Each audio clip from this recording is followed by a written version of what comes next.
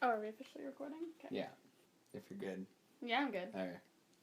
Pass me There's a million things on that counter. Which one? the blue. Thank you. Gotcha. All right. Toon-Mates, Oh, yeah. our podcast, is beginning. This week's topic is Star versus the Forces of Evil. The cartoon, I believe it's officially 2013. No. 2014. 2014. Was when it started. Looking it up. So much for being prepared, Travell. We swear we did research. 2015. Yeah. So all in this year. It's a shame we can't edit this or something so that they don't know. We didn't know that. I'm super lazy though. Okay, well. The 2015 animated series that just wrapped up its first season a couple weeks back, created by Darren Nefsey. The story is that Star Butterfly is this teenage girl from another dimension. She is both a princess and a magical girl. And she is sent to Earth to kind of, as an exchange student, kind of keep her a bit more under control than she was at home in Muni. That's the name. If you haven't seen it, go watch it right now. It's all in Kiss Cartoon. It'll take you 4.5, 5 hours to get through the entire thing. And then come back and listen to this. You have the time. Yeah, spoilers. You have the time. One season. It's one season. Yeah.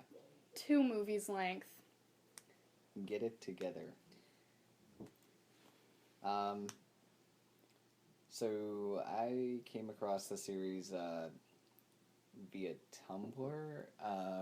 The first episode was a preview, so it came out months in advance of everything else that was coming out of it, and I saw gift sets and other stuff of it on Tumblr, and I went and checked it out.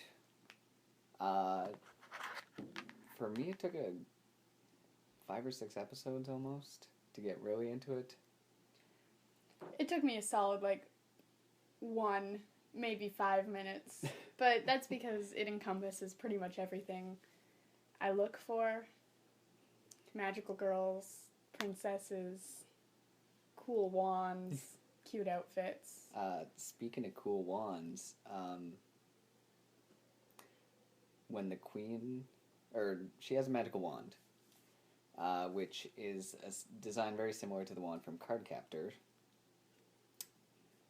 I didn't save the page that had my wand trivia. I just wrote this note so I can't show you the pictures, but so her wand is similar to the Cardcaptor wand. Okay. I trust you. When the queen holds a wand in the first episode, it is similar to the Spiral Heart Moonrod from Sailor Moon. It's one of my favorites. So that was my wand trivia. I love that. And, I could have saved a link about it, but... That's alright. I trust you. I believe you. Travell said he learned about it from Tumblr, so I should say I learned about it from Travell. I heard it through the grapevine. Pretty much. And, I found the page there. Yes. Although, as in the season finale, and again, spoiler warning if you haven't seen the show. We're just gonna, from this point on, let's just assume they've seen it.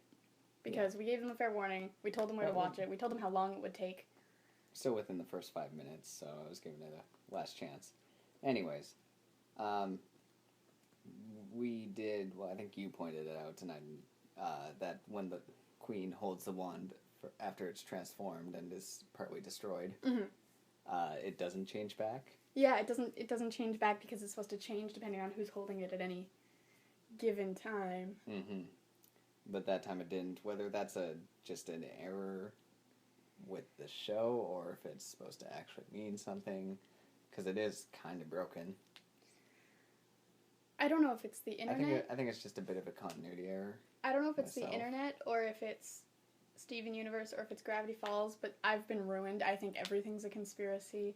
Like, I was rewatching episodes today before we recorded, and I was, like, pausing it and showing Travell, like, look at this. Do you think this is connected to this? And did you notice this before? It's probably a conspiracy, so I think everything's important.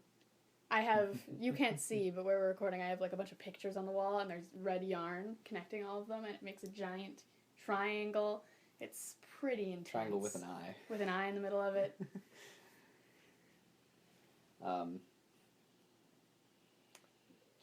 You'll never know if I'm lying. No. Podcast magic. So Darren Nefsey, the creator of the show, the show was on Disney XD, for those who didn't know. Is the first female to create an animated production for Disney XD, and only the second to create an animated series for the Disney Channel. First being the creator of Pepper Ann. Huh. Interesting. Mm-hmm. She had done some little bit of storyboarding and some online graphic artist and design work before Star. This is pretty much her first series. Yeah. And From what I saw when I was looking stuff up earlier, doing my intense research on a little-known research site called Wikipedia, it was basically saying that there was a time when Disney was looking for a bunch of pilots. Like, they were just co-opting, like, a bunch of different I would assume Gravity things at Falls once. happened at the same time. Or, possible. Well, it was a whole year or Conspiracy. so before. And they brought them all in. They brought a bunch in at once, and hers was one of those. She just sort of submitted it, and it was really different then. And over the course of a while, it became what it is now. I really like the when I was reading about what the story was originally supposed to be and like what Star was originally supposed to be. It made me super happy. Yes, as earlier, I was reading some of the webcomics she made about it earlier. The original concept for Star was she was a younger, like a sixth grader instead of fourth. Oh, even younger than what I was reading. If Wikipedia is to be believed, But instead of being an actual magical girl from another dimension, she was just a really imaginative child. She was an imaginative who believed child. She was magical. She wanted to be a magical girl so bad because she was obsessed with Sailor Moon. And that gives me hope for my future character development. Because if Star can come that far, why can't I? Yeah, So, what do you... Well, you like magical girls and princesses, but what else do you like about the show? I love all the characters. I love the universes, or dimensions, that they've created, and all the little details in each of them, and there's an absurd amount of puns, it seems, in every detail of the show, which I love, because that's the epitome of humor to me, is bad puns. God, yeah, the world building is so cool, and I feel like there's so much more of it, and I can't wait to see more of it. Yeah. We are getting a second season. Mm-hmm. Summer 2016? I believe so. Okay. So, that'll be yet to come. We'll probably do, if we're still doing this by then, an update episode for the second season.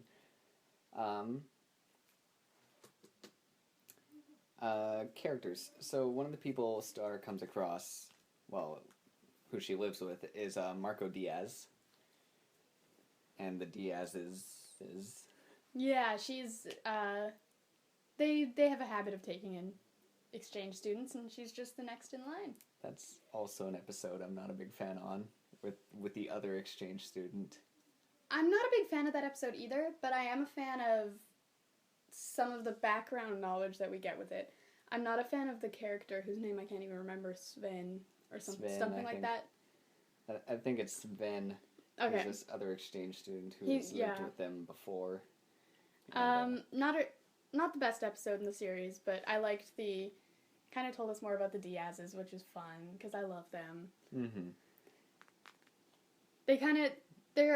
they're still the stereotypical cartoon family where they let their kids get away with or their kid, I guess, get away with way too much and don't really seem to fully grasp what's going on, and they're mostly just there for support and to fill... Kind of to move until the along the last plot. episode. Yeah. They kind of fill that same role, but with a little bit of like a more fun, endearing twist, which I love. Yeah, and comedically, one of my favorite episodes is when they all go on the vacation honeymoon. Yes, the Toon-Mates, where Yeah. it starts from. She The takes BSs are just big tourists, enamored over everything. There's... Even when their son was missing, they were just so happy. They were almost still, like, optimistic. They are aggressively optimistic people, Mm-hmm. which is sweet. Which makes me wonder how Marco got so damn cynical. That is true. Marco is a very cynical, the straight man to stars wild, Yes. comedic, out there, everything. He Which, was voted safest kid at his high school. Which they don't bring up. Oh, Darren Really. Nefsey worked on Wander Over Yonder, apparently. She was like a storyboard revisionist. Okay. Interesting. I've actually never seen that show, but I've heard things. I have not either, but I do hear it grouped a lot of the times with like Steven Universe and Gravity Falls and When I think of Wander Over Yonder, I sort of group it with Over the Garden Wall, and I don't know if that's just because they both have over in the title, but I do in my mind. Maybe. Yes, I kind of group it with that, but for a different reason. And that, I think like all those ones mentioned and Korra. Their last year's Annie Awards had it nominated with a bunch of shows. Okay. I'm trying to... somebody drew fan art, and I have it here somewhere, that had all the nominations posed. And I will remember what it was in a moment. Here it is. Yeah, I believe Gravity Falls won that year. But like Wander Over Yonder, Adventure Time, Over the Garden Wall, and Korra were all nominated for the Annie Awards that year. Oh, okay. And it's, from what I've read, a lot of people are surprised by Wander Over Yonder, which maybe if I watched it, I would be too. From outside glance, it looks a bit out of my age range, but you never know these days, apparently. Design-wise, it reminds me of Foster's Home, which I love. Yeah. Just like the characters, kind of remind me of Mac and Blue from Foster's Home a little bit. Yeah, I see that. But yeah, this is her first show, and it's awesome. I rewatched some of my favorite episodes before we started recording today. Made me realize there are so many little things that like have been barely touched on that I could watch entire episodes on, or entire arcs. Just like tiny little bits that could so easily become full episodes. Side note again, the creator of Wander Over Yonder was also the creator of the Powerpuff Girls. Which is the creator of Foster's Home. So. Which is the creator of Foster's Home, as I scroll up. Because Mojo Wojo's in the first episode of that show. Huh. This all is coming together. It is. I love my Foster's Home. This is where we would then pan over to my wall, full of photographs tied together with string. Here at headquarters. Yeah. I love me some Foster's Home. But anyway. Star versus the Forces of Evil. I think we're just going over characters. You know who I want more of? Who? Tom. Tom? I want to see more Tom. I want to see their backstory with him and Star. Tom. I don't know. I think I got enough of Tom for a while. Angry demon ex-boyfriend Tom. Yeah, He was in one episode. Well, 2 episodes, but mostly one. maybe like a one episode per season kind of guy. I like Tom. I like Tom. I like his bunny. I want more of Jana. Oh, the God. weird girl. She's... What is her game? A little scary. What is her what? What is her game? Where's her end goal? What is her objective? Yeah. She has ulterior motives, I'm sure. Where's our Jana episode? Mm-hmm. That should definitely be one. She should get mixed up in a mission somehow. I'd love to see her brought along. Marco calls in sick, and Star drafts Jana in for one mission. Whatever it may be. That would be pretty good. Almost all the... Well, I was going to say almost all the classmates are pretty good. I'm not sold on Brittany. I was just going to say I'm not sold on Brittany myself. Which, you know, like, she reminds me an awful lot of early Pacifica. But I don't know if I necessarily want her to be redeemed. Brittany seemed... I mean, she's a character trope. Yeah. She is the... Which Pacifica was too, pretty much. Yeah, the bitchy, popular, rich girl. Except for that she's a little more... We see in her birthday episode, like, no one really seems to like her. I don't think she's as popular as your average popular rich girl. I think she just thinks she is. Maybe. Because if I were to pick anyone to say, oh yeah, like that's the popular kids at the school, it wouldn't be her. It would be either Star now, or why am I forgetting this name? I'm sure it's in here somewhere. Jackie. I would say either Star or Jackie would be the most like popular girl in school. Probably. Yeah, Brittany. Not. Yeah, I don't think she's the popular girl she strives to be.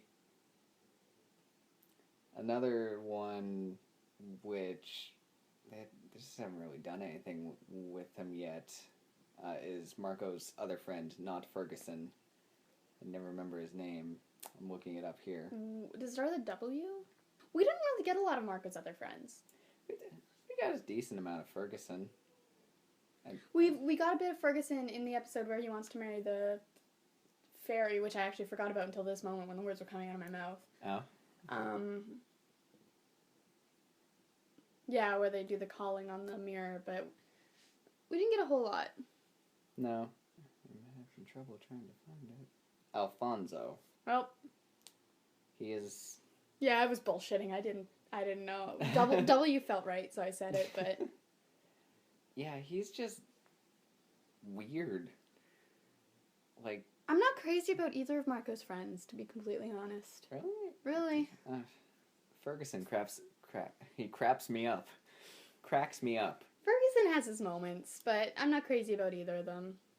My favorite non-interdimensional being is probably Jackie.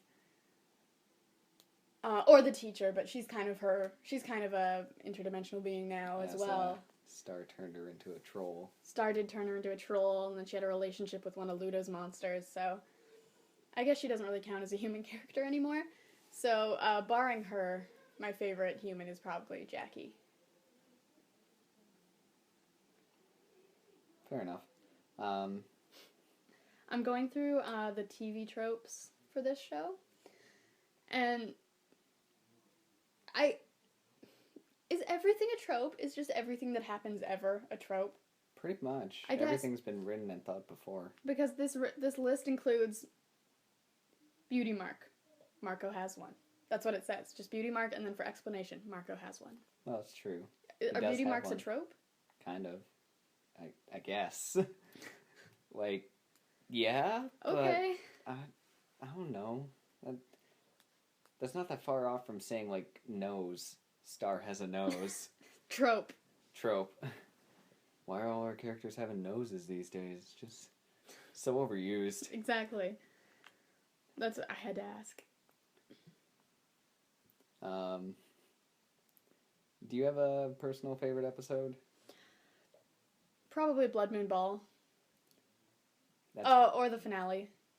both of those are really up for me. Up for me. I said it right the first time. I have trouble with words lately. You mean like up there? Yeah. Words are hard. Mm-hmm. But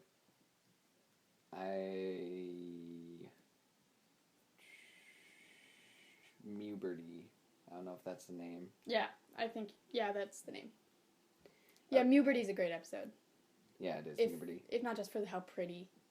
It is. Well, not even pretty, just interesting the art is.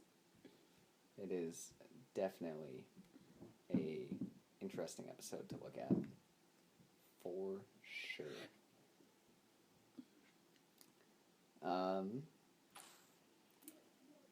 There was something I was going to say. I don't know. But are you able to handle it, or? I'm sorry.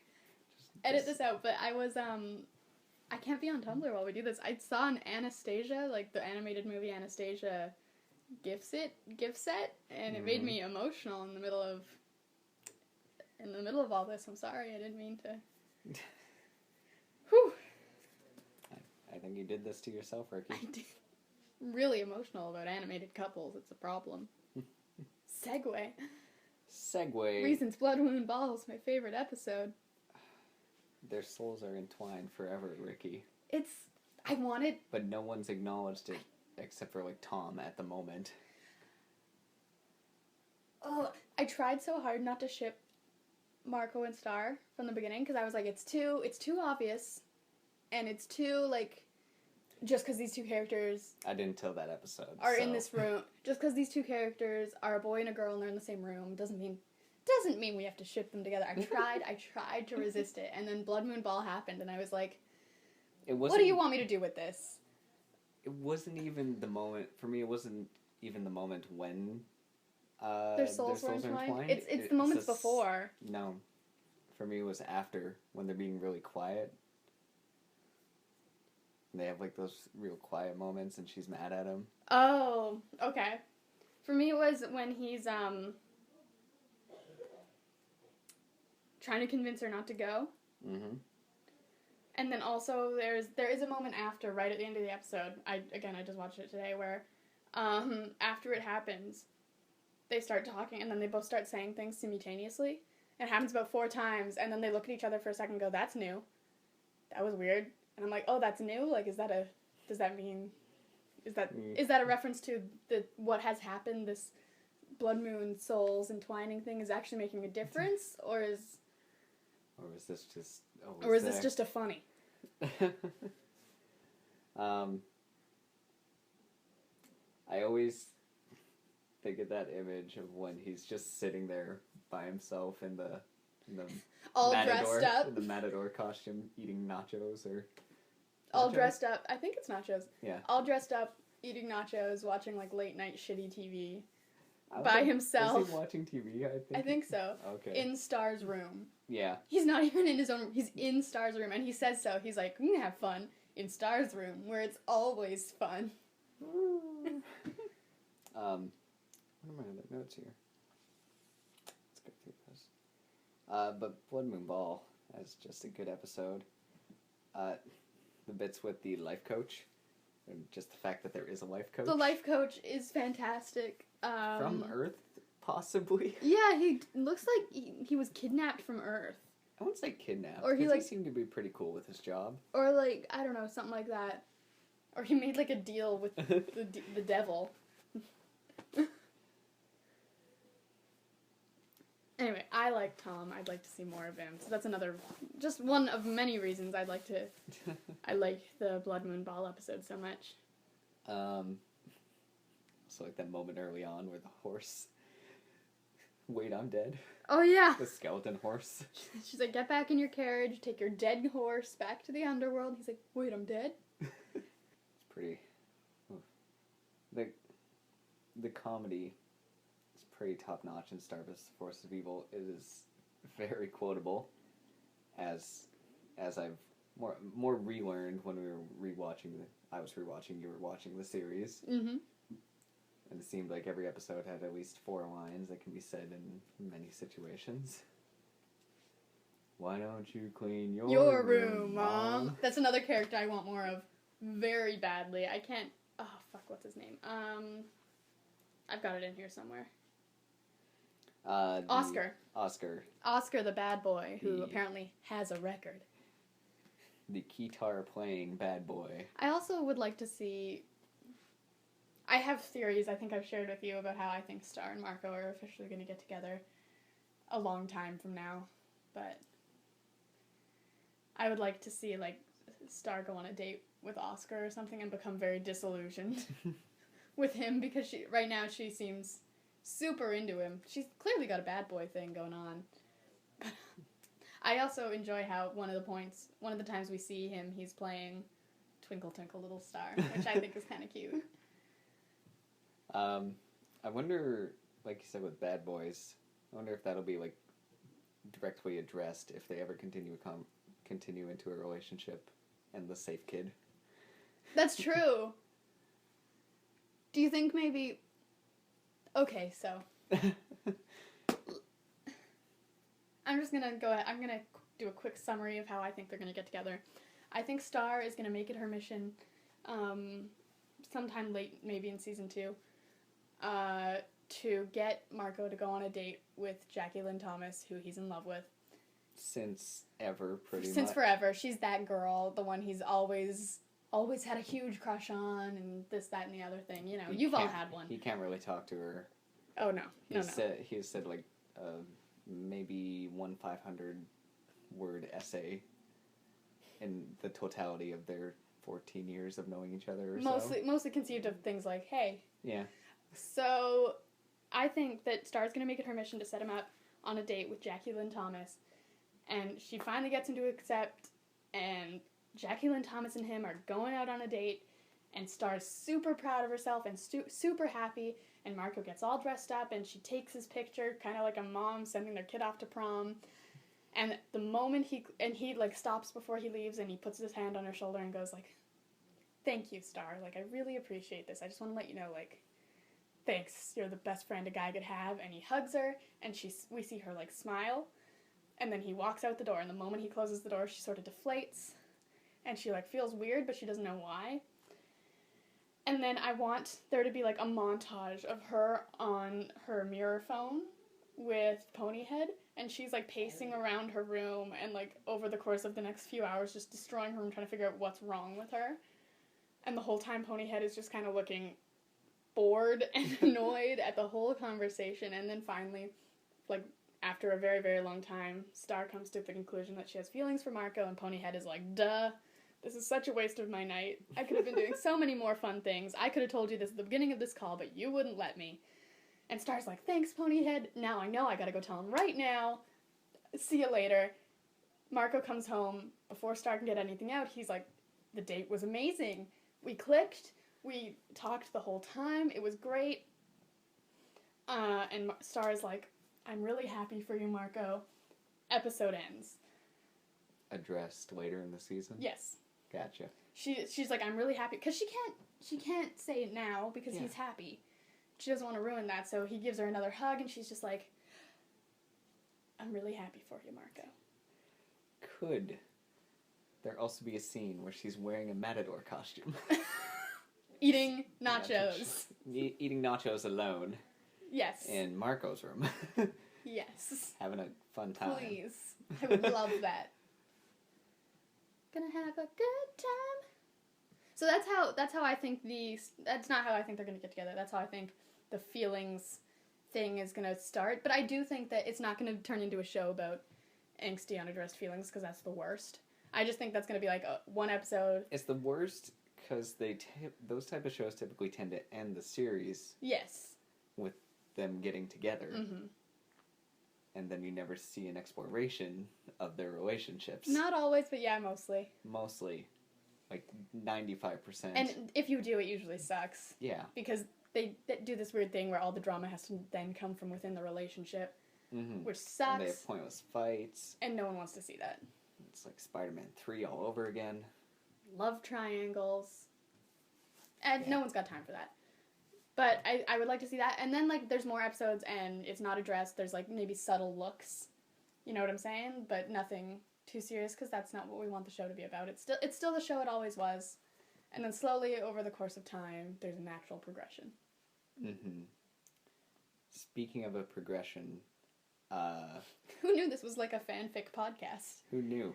I was just gonna go into like how the series progressed itself from being fun little 15 minutes, 10 minutes, whatever the segments of each episode are. Mostly for comedy, bit of world building, and mostly character development, until the introduction of Toffee. Toffee brings with him a huge shift in the show. I guess first should be mentioned Ludo, the villain who, with his monsters of the week sort of thing, are just constantly attacking Star, trying to get her wand for world domination and, you know, normal stuff. They always get beat up until a little character voiced by this little acting guy. Michael C. Hall comes along and slowly but surely uproots Ludo's little empire. I can't think of what to call it. He, from inside out, sort of usurps Ludo's whole operation. And takes it over for himself and turns it into a successful one. B, a terrifyingly successful one. Terrifyingly. And he does it with this restraint's not the right word, composure. He does it with this composure. Cool, composed, lawyer-like. Very lawyer-like. Dresses like a lawyer.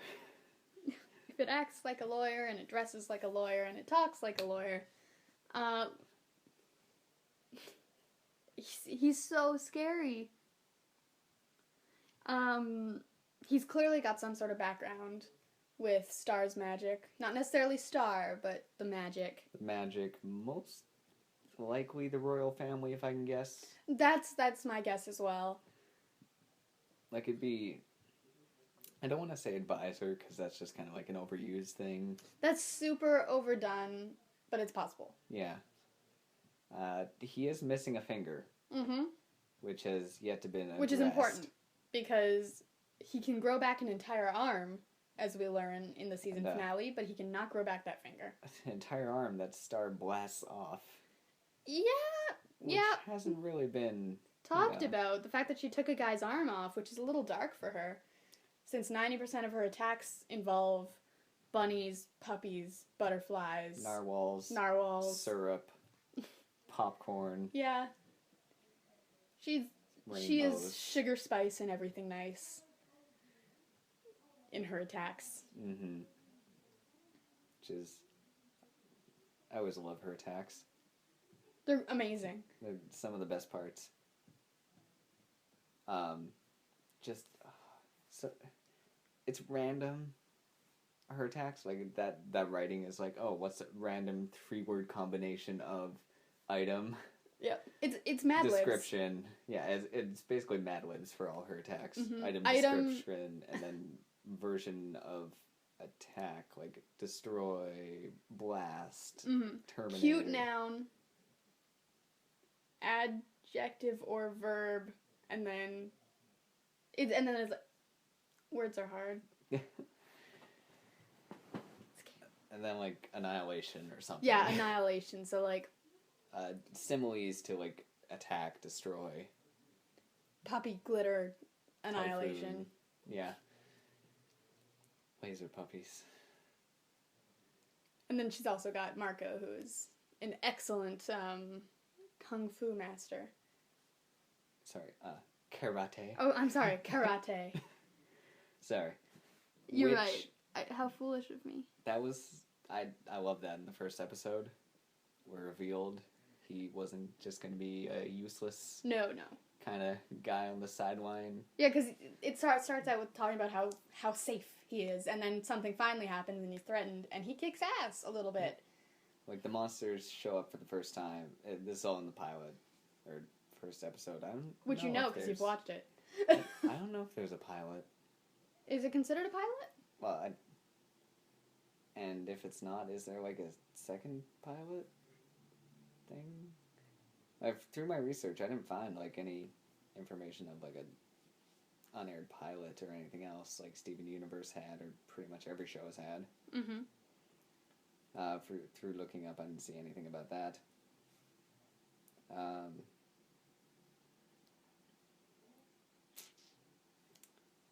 don't know. Yes, but she starts using her magic, but then he breaks out the karate. Yes. And it turns out he can fend for himself, but he chooses to only use his power when absolutely necessary. Or Jeremy. Or Jeremy, his arch nemesis. Because, Marco's got his own shit going on. Mm-hmm. He's not just Star's sidekick. Pretty well done in the Magic Wand episode. Mm-hmm. Which, what episode was that? That was... Okay, it wasn't the second to last, but the one before it. Before the finale. I like that they had a really good comedic episode. That was pretty much a fluff episode. Right before, I guess Interdimensional Field Trip didn't really have Ludo and Toffee, but the second half Marco Grows a Beard did. But they, had that, which kind of, separated it from the big building storm.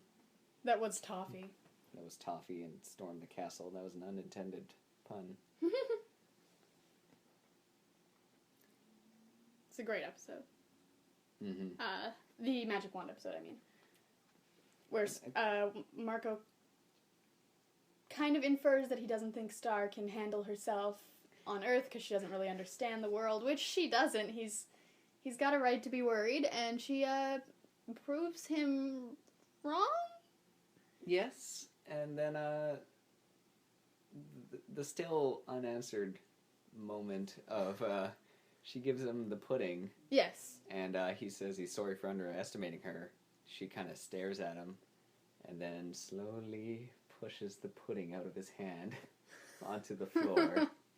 I forgot about that. And as he questions, he's like, there was a fly on it. And the episode ends. Wow. Was she planning to poison him? And then he apologized? That's what I've been reading. She was planning to poison him, and then he apologized, so she decided he wasn't going to have that pudding. God, what was she going to do to him? Yeah, it hasn't been answered. Also, what can she do to him that hasn't happened to him already? Monster arm, giant beard. Oof. I mean, like any...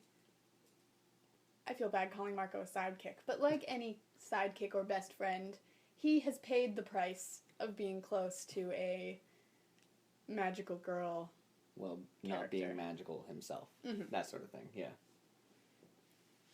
Just having one extremely powerful character with... you won't get this, but Goku and Krillin from Dragon Ball Z. That was the other thing that I read today, was that in the original version of the show, before Star was a magical girl, when she was just going to be a normal girl obsessed with Sailor Moon, Marco was going to actually be kind of like an enemy-type character, and he was just going to be a fellow classmate who was obsessed with Dragon Ball Z. That's pretty cool. Yeah, I read that today, and I thought that was amazing. Kind of a continuation with how he's interested in karate. Exactly. I think parts of that have come along. Taken along. But yeah, like Dragon Ball Z, Goku's the all-powerful being, but his best friend is still the normal human. Mm-hmm. Arguably the strongest of the humans, but still... The grounding character. Mm-hmm. To all that. But, Almost every superhero type character needs one. Mm-hmm. Or they go crazy and stuff. Because the audience needs one. Yeah, they need to relate. They need to have somebody, someone whose eyes they can look through and understand. Mm-hmm. Or even like the straight man in any weird comedy situation. What's he? Oh, yes. So in my mind and heart, Star and Marco are still just anime weebs. There's got to be a part of that still there. Yeah, I think I need to think of it more like that now. Like obviously the characters have changed a lot since then, but and obviously she's influenced by Sailor Moon. Pretty much any magical girl in this day and age would be influenced by the most popular magical girl there is. Obviously. We don't want to get me started though. No, different episode.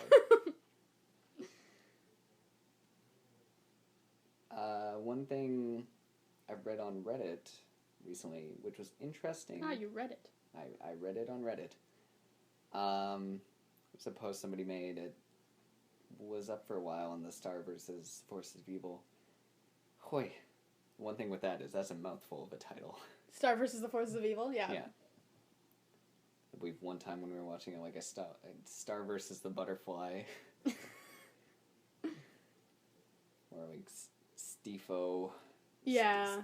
Savistifo. Whenever I see it, when I see things abbreviated, I usually try to, like, in my head, when I read it, I make, like, a noise that is kind of similar to the abbreviation, but I can't do it with Star versus the Forces of Evil. It's like Stifo, Stevo, Well, I know it's not correct, but in my head I say Stifo. Okay. Stifo works. Stifo. It doesn't have to be correct, though. It just has to be easier to say. But that totally cuts out the V. But what I read on here, is Star a ripoff of an obscure webcomic character? Which, I'll show you the Evil Diva is the character that they brought up in question. She's got a frilly dress, she's got horns. The only thing that would be weird to me is the horns, because it's kind of unique. All of the rest is pretty stereotypical magical girl junk. Mm-hmm. Yeah, like parts of it where, and especially like the background where Star was kind of like a webcomic, I'm like, maybe. But like, further analysis and then reading the comments people posted, like everything's a remix of everything. Mm-hmm. There's nothing original completely on Earth. And Star vs. the Forces of Evil, I think, is really open with its inspirations and where it draws a lot of its fun from. And I don't think they've ever tried to hide that. It's just another fun thing you love about the series. Mm-hmm. And that's something I always have some trouble with is, like, what is the difference between inspiration and ripping off? And, like, as much as I like Tarantino movies, there's a video that I'm a big fan of that clearly shows, like, a lot of his shots are just, like, taken exactly from these other movies. Like, they're framed and lined up and lit the exact same way. No, and whether it's, he'll call it inspiration, but is it inspiration or ripping off? It's just, like, where's the line? I feel like Star vs. the Forces of Evil is very clearly inspiration, though. Like, they definitely pay homage to the things they love. There's a scene in the St. O's episode where Star has a transformation sequence. And it's just a one episode thing. It lasts like 5 seconds. But I loved it. I loved the clear, like, wink towards Sailor Moon. Like, yeah, we see you. And That's a pretty clear one. Or what, even more in that episode, the whole wink to Disney princesses. That's true. There is a big wink to Disney princesses in that whole episode, but I think mostly in that scene, which had Ariel. It does have the voice actress for Ariel in it. She plays the voice teacher at St. Olga's Academy for Wayward Princesses.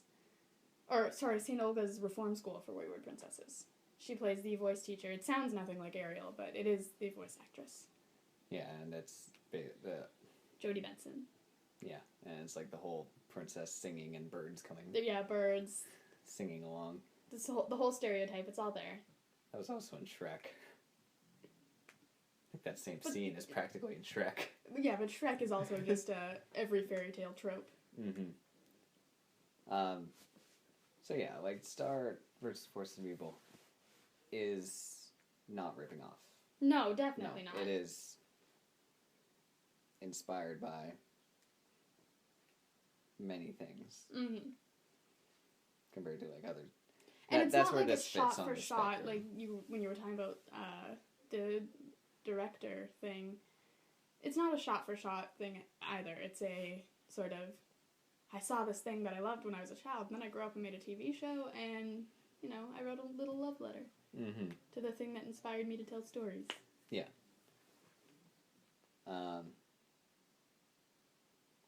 Yeah, it is clearly, and like how I mentioned earlier how the wands looked like Sailor Moon wands and Cardcaptor wands. Mm-hmm. It's like, yeah, inspiration's there, but it's not ripping off. No, definitely not. Plus, the magical girl genre is, in itself, something... Constantly recycling on itself. It is a very set genre. It has a series of things that even if they may have started in one show, like Sailor Moon or like Revolutionary Girl Utina, like even if they started in one show, they in no way belong to that show. It's just become a created genre. Mm-hmm.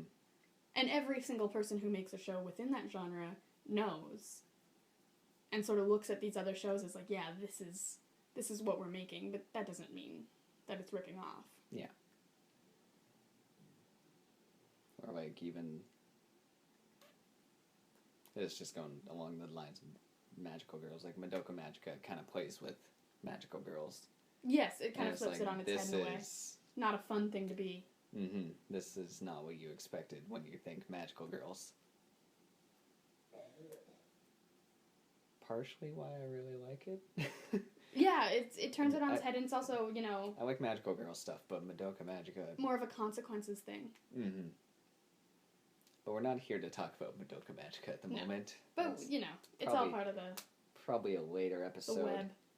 I just don't want to get caught in a full-on discussion about it at the moment, because We're doing good so far, I think. Yeah, we actually have managed to stay on topic a lot more than the last episode. Except for now, when we're going off topic to talk about how good we are at staying on topic. Yeah. I'm itching for a rewatch of Madoka. Maybe the movies, because I haven't watched those in a while. Back to Star vs. the Forces of Evil.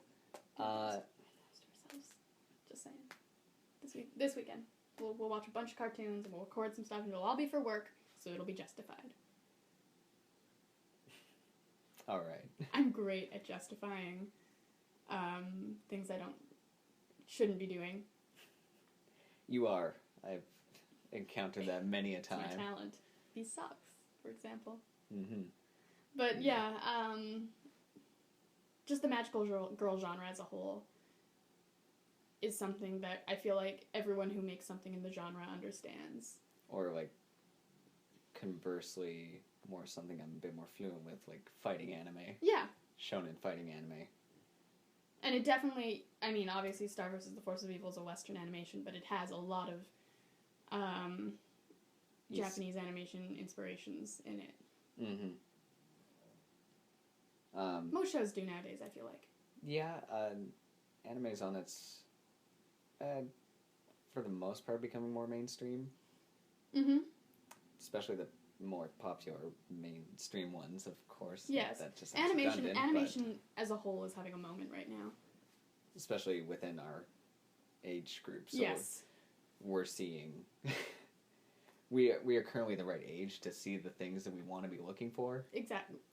Wow, that was a phrase. Yeah. Yeah. But I kind of mean like we're the age who's part of the group that is saying it the most, so we're going to notice it more than, say, my dad. Yeah, but you could say that with anything. True. I can't say that about how my dad's into indie music. Are we on this again? No, I'm not going to go into it, but it's just my dad's into indie music, and I don't get it. How that's another episode. Another time. I'm really excited for the Travell's family episode. I've got a lot of notes ready for that one. Oh yeah. And then I'll get my degree in animation or whatever and just animate a whole series about it. Do it. Make my own cartoon. Take that, everyone who said I don't know. This joke died a long time ago. It's okay. So we got about 9 minutes left. This is what I've been thinking, which we didn't do with the last one. Do you want to... sorry, before this. Star vs. Force of Evil. Recommend, clearly. I'm a huge thumbs up for this one. That being said, I've had a hard time getting people to watch this one. Yeah? Yeah. Like, people who are fans of cartoons, like, people I know who love Gravity Falls and who love Steven Universe, I've had a hard time getting them to watch in a couple different, like, 2 different instances, getting them to watch Star. For me, this one has been, like, the trilogy, though. It fits in. The third to the Trinity. I feel like because it's not as plot heavy, there's not as much depth on the... Mind you, I think the depth is there, but if you're just trying to start watching the show, you don't see it immediately. Yes, but I also think it's newer than those other 2. Yeah, that is a good point as well. Gravity Falls has had a stronger plot from the start, but, like, Steven Universe... Steven Universe takes just as long. Yeah, it takes... But I feel like it's so popular now that it sells itself, like you said, because it's been around so much longer. I've had a harder time getting people to watch this one. That being said, everyone should watch it. Especially because, like I said, it takes, like, between 4 and 5 hours to watch the whole series. And if... I don't know if this helps anybody. Jason watched 1 episode with me, and he said, "What was that?" / "This is amazing." I don't think he's gone back and watched the rest. But that 1 episode, he had good opinions. You had me hooked almost immediately. So... was it from the opening? The opening is amazing. The opening and ending themes. This is one of the few shows that I watch the opening and ending every single time I watch an episode. And even with openings and endings I love, I don't always do that. I don't do that with Gravity Falls, for example. And I love the Gravity Falls opening. I do too, but that is on one of the ones that I always watch the opening for. And that's really common. I don't do it with Gravity Falls. I hardly do it with anything, but I do it with this one. I do it with this one, and I do it with Sailor Moon, and I can't think of a lot of others. Foster's Home. I'm trying to remember the Foster's one. Excuse me. All I remember is like how it's like nothing and then kind of sketches in. Yeah, the house sketches in. I love the art for it. That's the reason I watch it. As far as I remember for an opening. But yeah, it's got an amazing opening and ending, which is always a good sign. So. Good music means good times. Just do yourself a favor, watch it, and if there's ever a moment where you think this is not the most amazing thing I've ever seen, then just wait till the next episode, and it probably will be. If there was ever a recommendation like that, I worded that wrong. How can you not with a recommendation like that? Exactly. There we go. Words are hard. I'm telling you, that's the theme of this episode. I think it's going to be the theme of the goddamn series. That's true. Not that they ever have to know. But I'm also really lazy. Yeah. I'll learn how to edit eventually. It's not a big deal. I said I would learn how to edit, and you were like, nah, don't worry about it, it's fine. I don't know. I always cut the ones when I did the Hippies podcast. Except for like 2 or 3 when I was really sick or just out of town. I don't know. And these ones are a lot less edit heavy than those. I'm pretty much playing uncut conversation and cutting out the big silences. Fair enough. Big silences. We never shut up. I don't know. I can stumble and say, and then go into silence for a long time. Alright, fair enough. But what I wanted to take up with these last little bits, what did you want to do next episode? Next episode? Any ideas? A little bit of discussion? Well, okay, so it's the 7th now. So if we're averaging an episode every second week, by the time will be the next episode is set to come out, a new Gravity Falls episode is going to have come out. Mm-hmm. So I think that would be good. Gravity Falls. Because we could record it after the episode. True. That would be a good choice. Also, would fit a bit into Halloween. That's true. Because that would be around Halloween. We do like a Gravity Falls with a bit of bonus of just like Halloween in general. I was going to say we could do a spooky movie one. We could do we were talking the other day about Scooby-Doo movies. Mm-hmm. If you wanted to do something like that, or a favorite like Halloween. I think I would need to do a bit of a rewatch of some stuff, but yeah. Oh, yeah, but it's a thought. Mm-hmm. We could also do that whenever, because... Yeah, but yeah, I think Gravity Falls sounds good. First 3 episodes finished with probably 3 of the most popular cartoons of the moment. Well, it's also just what we're watching and what's on our minds, right? So There's kind of a reason they're popular. Mm-hmm. There'll probably be, times where we'll go back and do, like, old faves and stuff like that. Mm-hmm. We do have a long list here. Yeah. Oh, that's what that giant sticky note is. Yeah, the giant one is all the notes for the podcast. This one over here is notes for the current episode, which I think I went through most of the things. The other is a video, but that's just not going to play well if I play it now. Yeah, I just thought we were kidding about the giant board with all the pictures and the yarn, but we weren't. Yep, I have notepads everywhere. This one is full of Legend of Zelda clues, all the little things they tell you in the first game. Because, we're going to do an entire podcast on Travell's sticky notes. Yeah, like, who's got time to remember all that? This one's, the password for a website I don't remember. / used once. Solid. Don't know if that picked up. Either way, I think that's pretty much it here. Toon-Mates! Toon-Mates, not next week. Next bye-week. Next episode. Yeah. Next time on. Toon-Mates, we got Gravity Falls. Sounds good. Deal. Star is a lot like Mabel. Star is a lot like Mabel, and honestly, Marco's a fair amount like Dipper at times. Very much so. I would love a crossover episode. But we can talk about that next time. Mm-hmm. All right. Bye. Wait. Nice. Wait. Surprise! Oh, God. Not really a surprise. It's something we should have done. You can find this podcast and more content at hardlyworkinghippies.com. There's the YouTube as well, which has Hippie Plays 2 a week, mostly. Jason's still trying to work out a schedule with those. A whole network of people. Yeah. Let's go.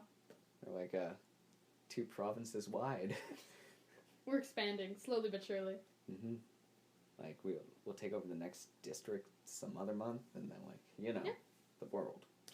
Climb the charts. Mm-hmm. You can find me on Twitter at askew_glasses. And myself at HRHIggy. Yeah. Yeah. I think that's everything. There's 2 of us. Yeah. Not just that. Just I haven't podcasted in a while, so I haven't done like the end slates, which I always used to do. I'd name off all 12 things because it'd be like, oh, you got the Hardly Working Hippies website, the email, the YouTube, the Twitter.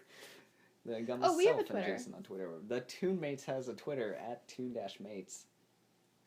Oh, we have a dash? I think. Otherwise, I'm just spouting nonsense. Nope. At Toon-Mates. I knew it. Look at that. Ricky's always right. You forgot the rules. 1, Ricky's always right. 2, nothing else matters because Ricki is always right. Yeah, pretty much. Toon-Mates Twitter. Can we do that till wait, no, this is a cartoon. This is a cartoon podcast. My video game references have no power here. I didn't even hear what you said. That's okay. Okay. Travell, play that back 12 times the volume. And maybe a bit more, because I don't think 12% increases. I guess 12 times is not 12%. Travell, you're good at math. Math. Toon-Mates Twitter, which will have all your announcements for Toon-Mate things, although the majority of the announcements are still going off the Hardly Working Hippies Twitter. / my Twitter. So, I don't know. We'll even have a picture of what it looks like when we record. It'll be great. Toon-Mates, right? Yeah. Going in the link dump.